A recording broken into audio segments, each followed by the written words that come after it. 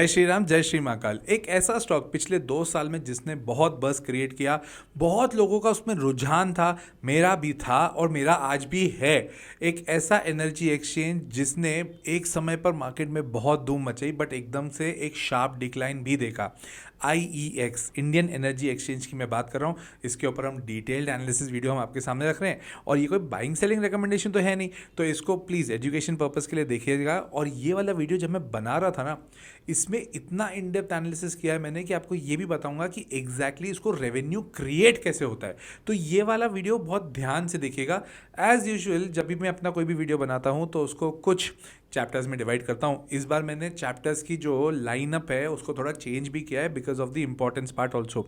सबसे पहले हम बात करेंगे फाइनेंशियल्स की, फाइनेंशियल्स के बाद हम बात करेंगे टेक्निकल्स, और टेक्निकल्स के बाद हम लोग बात करेंगे ओवरऑल इनके प्रोडक्ट्स के ऊपर, बिजनेस के ऊपर, and finally the scope of the business which is very important to understand also. और अगर आपको मेरा वीडियो अच्छा लगता है, कॉन्टेंट अच्छा लगता है तो लाइक कर दो यार वीडियो, सब्सक्राइब कर दो चैनल, और साथ ही साथ कमेंट करके मुझे ज़रूर बताना कि आपको कौन से कंपनीज पे डिटेल एनालिसिस वीडियो चाहिए, मैं ज़रूर बनाऊंगा। ये भी एक्चुअली बहुत सारे लोगों ने IEX के बारे में पूछा था तो इसलिए अपन वीडियो ये वाला बना रहे हैं। सबसे पहले इस बार जो हम बात करने वाले थे दैट इज फाइनेंशियल्स।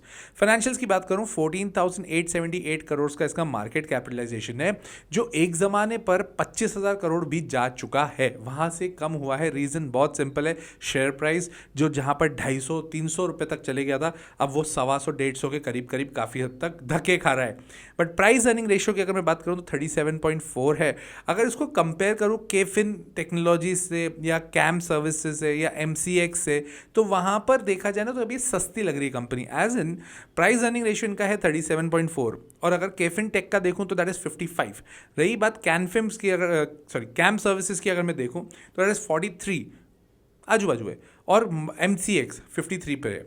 इफेक्टिवली जब ये कंपनी की बात होती है ना, इसके बीच में गवर्नमेंट रेगुलेशंस थोड़े ऊपर नीचे आ गए, अदरवाइज ये कंपनी का बिजनेस से लेके, कंपनी का सेटअप से लेके बहुत धमाकेदार है।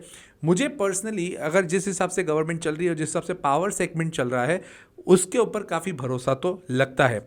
रही बात, let's come to the December quarter results, that is financials में रेवेन्यू अगर मैं बात करूं दिसंबर 2023 का, इट वाज 115 करोड़ जो बढ़कर 131 करोड़ हुआ है। इफेक्टिवली 20% का ग्रोथ है। बहुत ज़्यादा ग्रोथ नहीं है बट येस, डिक्लाइन तो नहीं है, एटलीस्ट बहुत सारी कंपनीज में तो डिक्लाइन चल रहा था। ऑपरेटिंग प्रॉफिट की अगर मैं बात करूं, जो पहले 100 करोड़ था, अरे वाह, 115 करोड़ के रेवेन्यू पे 100 करोड़ का प्रॉफिट। अरे भाई साहब, इनका बिजनेस है, एनर्जी एक्सचेंज है, तो जो रेवेन्यू आता है वो इनका प्योरली प्रॉफिट ही है। जो बाकी फिक्स्ड एक्सपेंस होते हैं ना, एम्प्लॉय की सैलरी, रेंट वेंट, ये सब खर्चा है। बट रही बात, इनकी कोई कॉस्ट तो होती नहीं है, ये तो सर्विसेज है, एक्सचेंज है। जैसे BSE की कैसे होती है वैसे इनकी भी है। BSE में स्टॉक्स की जो ट्रांजैक्शन होता है उसका खर्चा मिलता है, उसके चार्जेस मिलते हैं, किसको मिलते हैं? BSE को। IEX को जब आप ट्रांजैक्ट करेंगे पावर को, इलेक्ट्रिसिटी को, तो IEX को एक कमीशन और ट्रांजैक्शन चार्ज मिलता है, जिसके कारण भरपूर प्रॉफिट है भाई। रही बात दिसंबर 2024 क्वार्टर में 113 करोड़। तो देखा जाए दिसंबर 2023 और दिसंबर 2024 के डिफरेंस में बहुत ज़्यादा ग्रोथ नहीं है, which is concerning. But yes, क्यों नहीं है, क्या हो रहा है, वो भी हम उसके ऊपर बात करेंगे। प्रॉफिट आफ्टर टैक्स पहले 89 करोड़ का था जो बढ़कर 103 करोड़ हुआ। ठीक है, बहुत ज़्यादा फर्क नहीं पड़ रहा है। सितंबर क्वार्टर को, that means QOQ, quarter on quarter को भी एक बार कंपेयर कर लिया जाए। सितंबर क्वार्टर को दिसंबर क्वार्टर से कंपेयर करते तो 139 करोड़ का जो रेवेन्यू था वो गिरकर 131 करोड़ हुआ है। तो यार अच्छी बात तो है नहीं, इसमें तो अपने को मिलना चाहिए था ना पैसा। ऑपरेटिंग मार्जिन जो पहले 120 करोड़ का था वो गिर के 113 हुआ है, ये भी नेगेटिव लग रहा है। उसके अलावा प्रॉफिट आफ्टर टैक्स 106 करोड़ से गिरकर 103। तो इफेक्टिवली समझ में आ रहा है कि दिसंबर क्वार्टर में इनको बहुत अच्छा रिटर्न नहीं मिला है, बहुत अच्छा प्रॉफिट्स नहीं मिले हैं। अगर शेयर होल्डिंग पैटर्न की भी अगर मैं बात करूँ ना, तो FIIs के पास में 16% है और 33% है DIIs के पास में है। तो हो गया कितना, 50% तो हो गया, बाकी 50% पब्लिक के पास है। प्रोफेशनल ड्रिवन कंपनी है, प्रमोटर्स कोई नहीं है, जैसे HDFC बैंक में होता है वैसा इसके साथ भी है। और जैसे भी बड़ी बड़ी कंपनी होती जाती है जो प्रोफेशनल ड्रिवन होती है, जिसमें प्रमोटर्स अपना स्टेक बेच देता है, वैसे एक कंपनी चल रही है। कंपनी वाइज अगर मैं देखूं, ठीक है, ये मैं मान सकता हूं कि अभी रिजल्ट्स इतने अच्छे नहीं है, पॉजिटिव नहीं है, बट ठीक है, बहुत ज़्यादा खराब भी नहीं है। मेरे को इसका एक्चुअली स्कोप बहुत पसंद है, बट उसके वहां पे जाने से पहले हम टेक्निकल्स के ऊपर बात कर लें। 160 के आजू बाजू ये शेयर चल रहा है। 200 डेज का जो मूविंग एवरेज है वो अराउंड 150 पे, वो सपोर्ट बहुत स्ट्रांग माना जाता है। बहुत स्ट्रांग माना जाता है। यही चीज़ हम लोग द लॉजिकल इन्वेस्टर में भी सिखाते हैं, बट उसके बारे में आपको डिटेल अभी पता पड़ेगा। इसके अलावा 20 डेज मूविंग एवरेज और 50 डेज मूविंग एवरेज है 170 पे। तो ये चीज़ मेरे को समझ में आती है। 150 से लेकर 170 इसकी एक रेंज है। अगर 170 को ताड़ के ऊपर निकला, तोड़ के ऊपर निकला, तो वो भाग जाएगा ऊपर। 200-210 की रैली बन सकती है। रही बात 150 को नीचे क्रॉस किया तो अगेन 130-135 के जो अटक रहा था बार बार, वहाँ तक पहुँच सकता है। टेक्निकली देखा जाए तो मेरे को कंपनी साउंड लगती है। तो ये जो टेक्निकल्स कैसे करते हैं, क्या काम होता है, किस तरह से होता है, अगर ये आपको सीखना है तो मेरे जो कोर्स है लॉजिकल इन्वेस्टर, उसके बारे में डिटेल सुन लीजिए। अगर आप ऑप्शंस में खरीदी बिक्री करना चाहते हो, साथ ही साथ फ्यूचर्स में अपना पैसा लगाना चाहते हो, और तो और कहीं ना कहीं से लोन उठा के अगर ट्रेडिंग करना चाहते हो, तो मेरा कोर्स मत लीजिएगा। मेरा कोर्स द लॉजिकल इन्वेस्टर आपको सिर्फ इन्वेस्टर बनाएगा, जो कि एक लॉन्ग टर्म इन्वेस्टर होगा। जितने भी बड़े लोग अपना पैसा बढ़ाए हैं, जितने भी बड़े लोगों ने मल्टी बैगर स्टॉक्स में पैसे कमाए हैं, वो तभी कमाए जब उन्होंने लॉन्ग टर्म विजन रखा है, एक कंपनी को चूज़ किया है और वहाँ पर अपना पोर्टफोलियो क्रिएट किया है। अगर वो चीज़ें सीखनी है आपको, तो ही वो आपका कोर्स द लॉजिकल इन्वेस्टर आपके लिए है। साथ ही साथ ये ध्यान रखिएगा, इसमें टेक्निकल एनालिसिस और फंडामेंटल एनालिसिस इन डेप्थ सिखाया जाएगा। So comment course to get the details. So let us understand the third chapter, that is market segments. यहाँ पर हम कंपनी के प्रोडक्ट्स किस तरह से रेवेन्यू क्रिएट करती है उसके ऊपर बात करेंगे। सबसे पहले डे अहेड मार्केट, डैम बोलते हैं इसको। यहाँ पर फिजिकल इलेक्ट्रिसिटी की ट्रेडिंग होती है। इट्स अ प्लेटफॉर्म जहाँ पे फिजिकल इलेक्ट्रिसिटी की ट्रेडिंग होती है, वो भी अगले दिन के लिए। ठीक है, अब देखो अगले दिन के लिए अगर मेरे को पावर चाहिए तो किस तरह से ट्रेडिंग होगी, ये होता है डैम में। Second is real time market, जहां पर इलेक्ट्रिसिटी का जो डिलीवरी होता है वो मार्केट क्लोज होने के 1 घंटे के बाद हो जाता है, रियल टाइम होता है। अब यहाँ पे एक दिन बाद का भी मार्केट है, यहाँ पर एक और मार्केट है, दैट इज मार्केट क्लोज के 1 घंटे बाद का भी मार्केट है।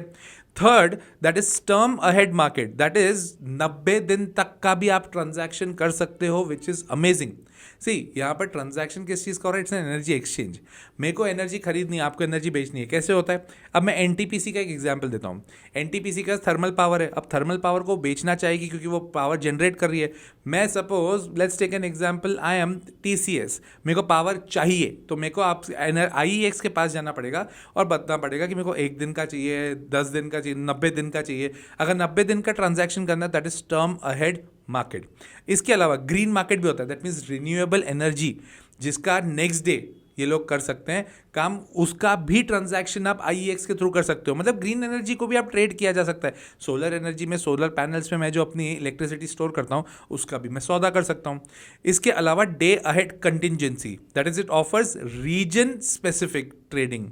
कुछ कुछ जगह पर अभी भी पावर की दिक्कत है, इंडिया में हर जगह पावर को पहुंचाने की मुहिम तो चल रही है, बट कई कई जगह अभी भी दिक्कत है। तो ये 5 प्रोडक्ट्स हैं जहां पर कंपनी अपना काम करती है, जिसमें डैम हो गया, that is day ahead market. Second real time market. Third term ahead market.